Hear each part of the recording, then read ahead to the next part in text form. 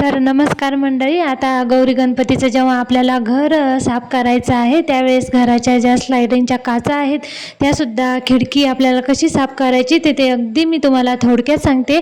तर ही जी खिडकी आहे, तर ही जी साफ करताना आपल्याला या ठिकाणी जाळं आणि खूप अशी धूळ साचलेली असते, त्यामुळे काचासुद्धा इकडे तिकडे करायला खूप असं अवघड जातं आणि लवकर या ठिकाणी स्लायडिंग जे आहे ते लवकर खराब होण्याची शक्यता असते. म्हणून घर आपण साफ करताना नक्कीच ही खिडकी आहे तीसुद्धा आपल्याला कशी साफ करायची, तर मी सांगते. आपला जो दात घासायचा पडलेला ब्रश असेल, खराब होईल, तर तो ब्रश घेऊन बघा किती अशी अगदी सोप्या पद्धतीने इकडे ही स्लायडिंगची जी खिडकी आहे तर ती आपल्याला या ठिकाणी साफ करण्यात सोपी जात आहे. तर बघा किती या ठिकाणी जाळं आणि धूळ साचली होती, ती अगदी अशी अलगद सोप्या पद्धतीने या ठिकाणी साफ करून घेतली.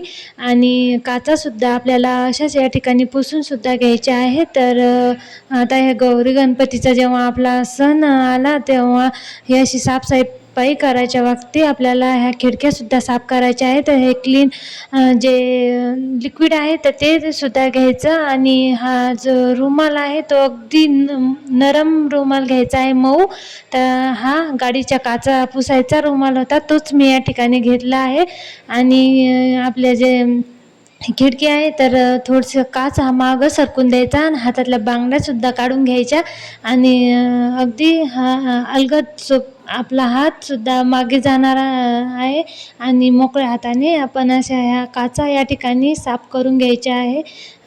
एकदम स्वच्छ आणि क्लीन अशा काचा आपल्या होणार आहे. नक्कीच 2-3 महिन्यातून एकदा तरी या साफ केल्या गेल्या पाहिजेत आणि मी या नक्कीच करत असते. आणि आता सुरू आहे गौरी गणपतीची साफसफाई करायची तयारी. तर अशा पद्धतीने बघा एकदम हलक्या हाताने माझा हातसुद्धा तिकडून पलीकडून गेला आणि बघा किती सुंदर आणि छान अशा ह्या स्लायडिंगची जी खिडकी आहे तर ती मी या ठिकाणी साफ केल्या आहेत. अशा पद्धतीने आपल्याला सुद्धा अशाच पद्धतीने साफ करा. धन्यवाद.